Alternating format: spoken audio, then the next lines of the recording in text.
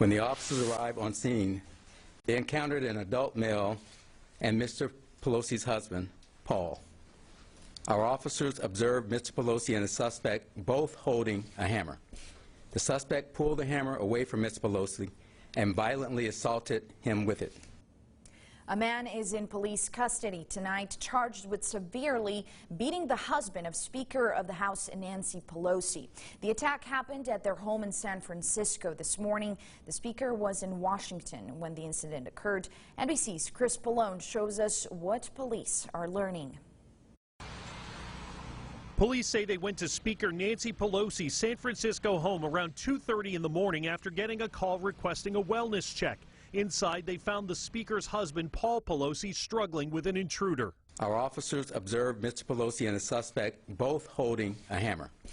The suspect pulled the hammer away from Mr. Pelosi and violently assaulted him with it.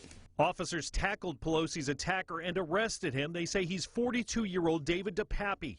The motive for this attack is still being determined. But while the investigation continues, a source says DePappy shouted, "Where is Nancy?" as he confronted Paul Pelosi, and a family member tells NBC News the suspect told Paul Pelosi he was going to tie him up and wait for Nancy.